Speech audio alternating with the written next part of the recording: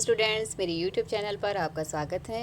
हमारा चैप्टर चल रहा है हैलोजन डेरिवेटिव्स। पिछले वीडियोस में हम हैलो आयरन्स की मेथड ऑफ प्रिपरेशन तक स्टडी कर चुके हैं। आज के इस वीडियो में हम पढ़ेंगे chemical properties of hello irons. Hello irons 4 प्रकार की अभिक्रियाएं देते हैं। पहली है बेंजीन वाले पर इलेक्ट्रोफिलिक सब्स्टिट्यूशन रिएक्शन। सेकंड है धातुओं से क्रिया। थर्ड है अपचन क्रिया और फोर्थ है न्यूक्लियोफिलिक सब्स्टिट्यूशन रिएक्शंस। सबसे पहले हम लेते हैं बेंजीन वाले पर इलेक्ट्रॉन्स ने ही प्रतिस्थापन अभिक्रियाएं, electrophilic substitution reactions on benzene ring. Chlorobenzene में बेंजीन वाले पर उपस्थित क्लोरीन परमाणु के प्लस आर प्रभाव दिखाता है और ऑर्थो पैरा डायरेक्टिंग होता है। अतः आने वाला प्रतिस्थापी ऑर्थो और पैरा पोजीशंस पर जुड़ता है। ऑर्थो पैरा डायरेक्टिंग क्यों होगा, ये इसकी अनुनादी संरचनाएं देखने से क्लियर है। हमने यहाँ क्लोरोबेंजीन की अनुनादी संरचनाएं बनाई हैं। इन अनुनादी संरचनाओं में हम देख सकते हैं ऑर्थो और पैरा पोजीशंस पर नेगेटिव चार्ज है। दैट मीन्स इन पोजीशन पर इलेक्ट्रॉन डेंसिटी ज़्यादा है, अतः इलेक्ट्रोफाइल ऑर्थो और पैरा स्थितियों पर आक्रमण करता है। नेक्स्ट पॉइंट है hello iron electrophilic substitution reaction के लिए बेंजीन की तुलना में कम सक्रिय है। क्यों कम सक्रियता दिखाएंगे? क्योंकि हैलोजन परमाणु -I प्रभाव दिखाते हैं। -I प्रभाव होता है इलेक्ट्रॉन विड्रॉविंग इफेक्ट। इनके -I प्रभाव के कारण बेंजीन वाले पर इलेक्ट्रॉन डेंसिटी कम हो जाती है और इलेक्ट्रॉन स्नेही का आक्रमण कठिन हो जाता है। यही कारण है कि इनकी सक्रियता बेंजीन की तुलना में इलेक्ट्रोफिलिक सब्स्टिट्यूशन रिएक्शंस के लिए कम हो जाएगी। यहाँ हमने कुछ एग्जाम्पल्स लिए हैं इलेक्ट्रोफिलिक सब्स्टिट्यूशन रिएक्शंस के। पहला एग्जाम्पल है हैलोजिनेशन का। हैलोजिनेशन दैट मीन्स हैलोजन का जुड़ना। रिएक्शन करवा रहे हैं हम क्लोरोबेंजीन की क्लोरीन के साथ AlCl3 या FeCl3 लुईस अम्ल की प्रेजेंस में। हम पढ़ चुके हैं जो ये क्लोरो उपस्थित है ये ऑर्थो पैरा डायरेक्टिंग होगा, यानी जुड़ने वाला इलेक्ट्रोफाइल ऑर्थो और पैरा पोजिशंस पर जुड़ता है तो दो प्रोडक्ट बनेंगे। एक तो बन रहा है ऑर्थो डाइक्लोरोबेंजीन, दूसरा बन रहा है पैरा डाइक्लोरोबेंजीन। यहाँ पर इलेक्ट्रोफाइल होगा Cl+, तो ये ऑर्थो पोजीशन पे भी जुड़ सकता है और पैरा पोजीशंस भी जुड़ सकता है, इसलिए दो प्रोडक्ट बन रहे हैं। जो पैरा प्रोडक्ट है वो हमारा होता है मेजर प्रोडक्ट। तो ये पैरा प्रोडक्ट मेजर प्रोडक्ट क्यों है? जब हम अनुनादी संरचनाएं देखते हैं क्लोरीन की तो हम देख रहे हैं कि क्लोरीन पर कौन सा आवेश आ गया, प्लस इफेक्ट। यदि जुड़ने वाला इलेक्ट्रोफाइल, जैसे हैलोजिनेशन में इलेक्ट्रोफाइल हमने देखा Cl+, यदि ये इलेक्ट्रोफाइल ऑर्थो पोजीशन पर अटैक करता है तो ये इस Cl+ से थोड़ा बहुत प्रतिकर्षण महसूस करेगा, इसलिए इसकी कोशिश क्या होगी, पैरा पोजीशन पर अटैक करने की। तो यही कारण है कि ऑर्थो और पैरा दोनों प्रोडक्ट हमें बनते हैं, परंतु पैरा प्रोडक्ट है वो हमारा मेजर प्रोडक्ट होगा। नेक्स्ट एग्जाम्पल है सल्फोनेशन, सल्फोनीकरण अभिक्रिया। सल्फोनीकरण के लिए क्लोरोबेंजीन की रिएक्शन करवाएंगे हम कंसंट्रेट H2SO4 के साथ। तो वही ऑर्थो और पैरा दोनों प्रोडक्ट हमें मिलते हैं, ऑर्थो क्लोरोबेंजीन सल्फोनिक एसिड और para chlorobenzene sulphonic acid. Next reaction है नाइट्रेशन रिएक्शन। नाइट्रेशन या नाइट्रीकरण अभिक्रिया के लिए क्लोरोबेंजीन की क्रिया करवाते हैं हम नाइट्रेटिंग मिक्सचर के साथ। नाइट्रेटिंग मिक्सचर बना होता है concentrate HNO3 plus concentrate H2SO4 से, और यहाँ पर इलेक्ट्रोफाइल होगा हमारा NO2+। ये ऑर्थो और पैरा दोनों पोजीशन पर जुड़ेगा, तो प्रोडक्ट हमारे दोनों मिल रहे हैं, ऑर्थो नाइट्रोक्लोरोबेंजीन और पैरा नाइट्रोक्लोरोबेंजीन। इन सभी रिएक्शन में ऑर्थो और पैरा दोनों प्रोडक्ट बनते हैं, परंतु पैरा प्रोडक्ट है वो मेजर प्रोडक्ट होगा। नेक्स्ट रिएक्शन है फ्रीडेल-क्रॉफ्ट रिएक्शन। हम फ्रीडेल-क्रॉफ्ट रिएक्शन किसे कहते हैं? जब किसी एरोमेटिक हाइड्रोकार्बन की एल्काइलेशन या एसाइलेशन करवाया जाता है निर्जल AlCl3 की प्रेजेंस में, तो उस रिएक्शन को हम कहते हैं फ्रीडेल-क्रॉफ्ट अभिक्रिया। पहले हम देखते हैं एल्काइलेशन। एल्काइलेशन यानी कि एल्किल ग्रुप का जुड़ना। एल्किल ग्रुप जोड़ने के लिए हम क्रिया करवा रहे हैं क्लोरोबेंजीन की किसी एल्किल हैलाइड से, जैसे हमने यहाँ लिया है मैथिल क्लोराइड। निर्जल AlCl3 की उपस्थिति में रिएक्शन होगी और प्रोडक्ट मिलेगा ऑर्थोक्लोरोटोलुइन और पैराक्लोरोटोलुइन। ये तो है एल्काइलेशन। सेकंड है Friedel-craft acetylation. Acetylation that means acetyl group का जुड़ना। एसिटिल ग्रुप को जोड़ने के लिए हम रिएक्शन करवा रहे हैं एसिटिल क्लोराइड की, या फिर इसकी जगह हम ले सकते हैं एसिटिक एनहाइड्राइड। इसकी क्रिया करवाएंगे हम हैलोएरिन के साथ निर्जल AlCl3 की उपस्थिति में। तो ऑर्थो और पैरा प्रोडक्ट हमें मिल रहे हैं। यहाँ पर रिंग पर जुड़ रहा है COCH3 एसिटिल ग्रुप, इसलिए इस रिएक्शन को हम कहते हैं एसिटाइलेशन। दो प्रोडक्ट हमें मिले ऑर्थोक्लोरोएसिटोफिनोन और पैराक्लोरोएसिटोफिनोन। तो ये रिएक्शन थी फ्रीडेल-क्राफ्ट रिएक्शन, जिसमें हम दो पढ़ी, एल्काइलेशन और एसिटाइलेशन। नेक्स्ट रिएक्शन है धातुओं से अभिक्रिया। धातुओं से अभिक्रिया में पहली रिएक्शन है सोडियम के साथ अभिक्रिया। इसमें हम फर्स्ट देख रहे हैं फीटिंग रिएक्शन। फीटिंग रिएक्शन में क्लोरोबेंजीन की क्रिया करवा रहे हैं हम सोडियम के साथ ईथर की प्रेजेंस में। तो यहाँ हम देख रहे हैं बीच में से निकल जाएंगे 2NaCl और दोनों बेंजीन रिंग आपस में जुड़ गई, तो प्रोडक्ट हमारा बन जाएगा डाइफेनिल। इस रिएक्शन को कहते हैं फिटिंग रिएक्शन। नेक्स्ट रिएक्शन है Wurtz Fittig reaction. Wurtz Fittig reaction में हम लेते हैं एक तो एरिल हैलाइड और दूसरा हम ले रहे हैं एल्किल हैलाइड। रिएक्शन करवा रहे हैं इसकी सोडियम के साथ शुष्क ईथर की प्रेजेंस में। तो वही यहाँ बीच में से निकल जाएंगे 2NaCl और ये दोनों ग्रुप जुड़ गए, एरिल और एल्किल ग्रुप जुड़ गए, तो प्रोडक्ट हमारा क्या बन गया, टोलुइन। ये तो थी सोडियम के साथ रिएक्शन, जिसमें हमने दो रिएक्शन पढ़ी, फिटिंग रिएक्शन और Wurtz Fittig reaction. Next reaction है कॉपर धातु के साथ अभिक्रिया। रिएक्शन का नाम है उल्मान रिएक्शन। आयोडोबेंजीन ले रहे हैं, आयोडोबेंजीन को हम गर्म कर रहे हैं कॉपर के साथ, तो बीच में से निकल जाएंगे CuI2 और दोनों बेंजीन रिंग आपस में जुड़ गई, प्रोडक्ट हमारा बन गया डाइफेनिल। ये रिएक्शन कहलाती है उल्मान रिएक्शन। नेक्स्ट रिएक्शन है मैग्नीशियम से अभिक्रिया। जब हमने एल्किल हैलाइड पढ़े थे वहाँ भी हमने मैग्नीशियम से अभिक्रिया पढ़ी थी, तो क्या बनता है यहाँ पर, ग्रिग्नार्ड रिएजेंट। तो यहाँ भी जब मैग्नीशियम से क्रिया करवाते हैं हैलोएरिन की शुष्क ईथर की प्रेजेंस में, तो ग्रिग्नार्ड रिएजेंट बनता है।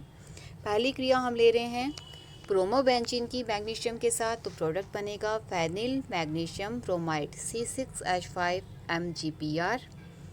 नेक्स्ट रिएक्शन हम ले रहे हैं आयोडोबेंजीन, रिएक्शन करवा रहे हैं इसकी मैग्नीशियम के साथ शुष्क ईथर की प्रेजेंस में, तो ग्रिग्नार्ड रिएजेंट हमारा बनेगा फेनिल मैग्नीशियम आयोडाइड। यदि हम क्लोरोबेंजीन की क्रिया करवाते हैं मैग्नीशियम के साथ टेट्राहाइड्रोफ्यूरेन की प्रेजेंस में, तो यहाँ हमारे पास बनता है फेनिल मैग्नीशियम क्लोराइड।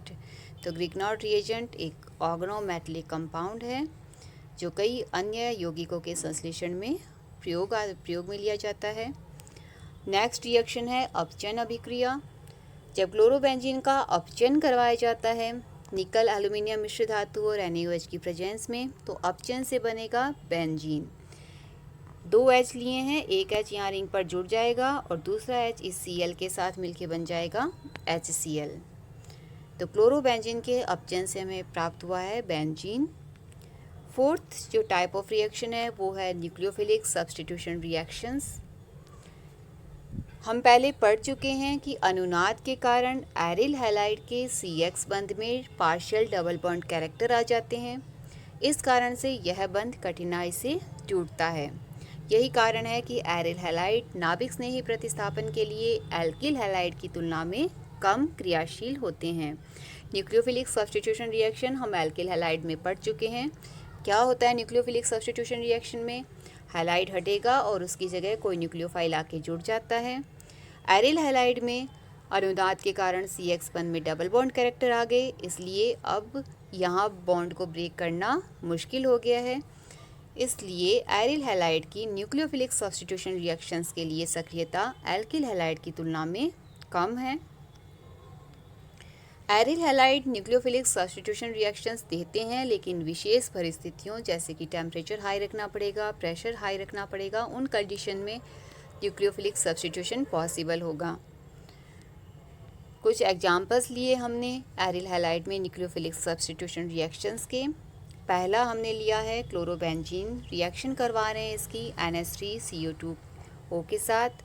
टेम्परेचर हम ले रहे हैं 475 केल्विन और हाई प्रेशर लेना पड़ेगा क्योंकि विशेष परिस्थितियों में ही न्यूक्लियोफिलिक सब्स्टिट्यूशन रिएक्शंस यहाँ पर संभव हो पाती हैं। अब यहाँ हम देख रहे हैं क्या जुड़ेगा। यहाँ पर Cl की जगह यहाँ पर न्यूक्लियोफाइल जुड़ गया है, NH2 Cl को रिप्लेस किया है। 2 हमने लिए यहाँ पर अमोनिया, यहाँ के 2 Cu2 और हमने 2 क्लोरोबेंजीन ली है तो 2 Cl मिलके बनाएंगे Cu2Cl2। 2 अमोनिया हमने ली है, 2 अमोनिया में से NH2 जुड़ गया यहाँ पर तो 2 H बच गए, 2 H और ये O मिलके बना लेंगे H2O। तो मेन हमारा यहाँ पर प्रोडक्ट बन जाएगा एनिलीन।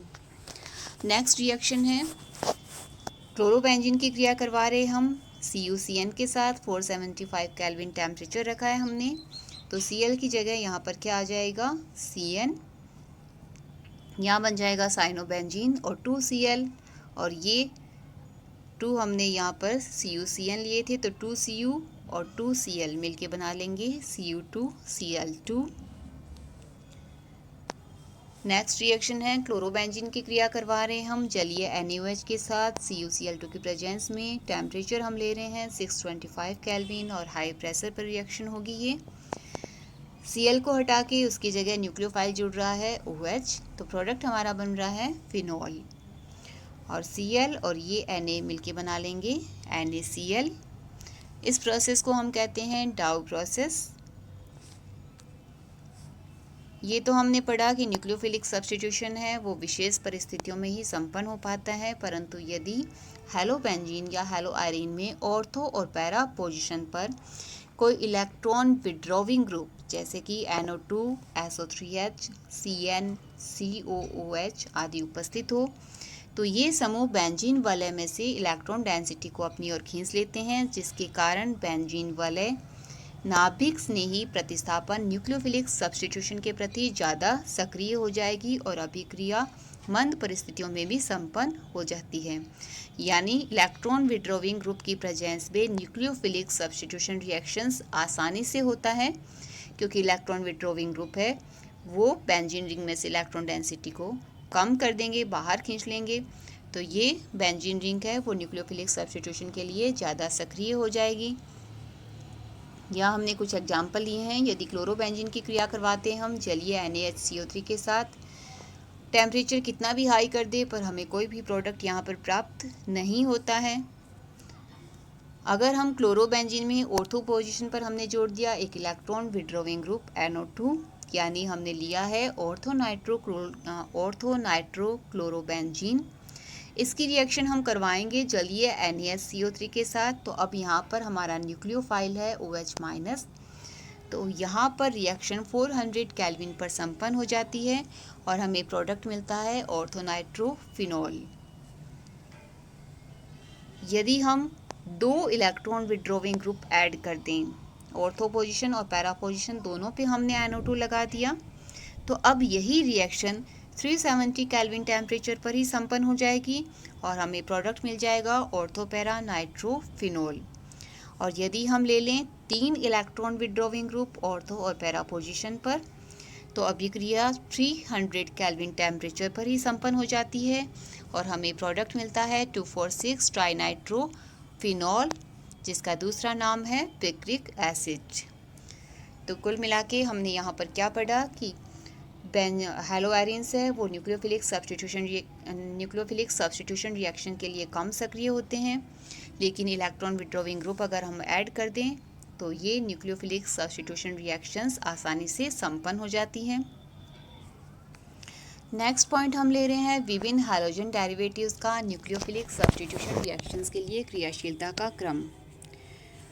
सबसे ज़्यादा सक्रिय होंगे बेंजाइलिक हैलाइड्स, उसके बाद में एल्किल हैलाइड की सक्रियता उससे कम और एरिल हैलाइड की सक्रियता सबसे कम होती है न्यूक्लियोफिलिक प्रतिस्थापन अभिक्रियाओं के लिए। ऐसा क्यों होगा? हम पहले पढ़ चुके हैं एरिल हैलाइड्स में अनुनाद के कारण यहाँ पर डबल बॉन्ड कैरेक्टर आ जाते हैं, इस कारण इस बॉन्ड को ब्रेक करना मुश्किल हो जाता है और एरिल हैलाइड की सक्रियता सबसे कम हो जाती है नाभिक स्नेही प्रतिस्थापन के लिए। जब हम कंपेयर कर रहे हैं एल्किल हैलाइड और बेंजाइलिक हैलाइड, तो हम कह रहे हैं बेंजाइलिक हैलाइड सबसे ज़्यादा सक्रिय हैं। क्यों सक्रिय हैं? क्योंकि नाभिक स्नेही प्रतिस्थापन के लिए SN1 क्रिया में पहले स्टेप में यहाँ पर क्या बनेगा, बेंजाइलिक कार्बोनियम आयन बन जाएगा। ये जो बेंजील कार्बोनियम आयन है वो अनुनाद के द्वारा स्थायी होता है, इस कारण से बेंजाइलिक हैलाइड न्यूक्लियोफिलिक सब्स्टिट्यूशन के लिए सबसे अधिक क्रियाशील होते हैं। तो ये तो थी हैलोआयरन्स की chemical reactions. Thanks for watching my video.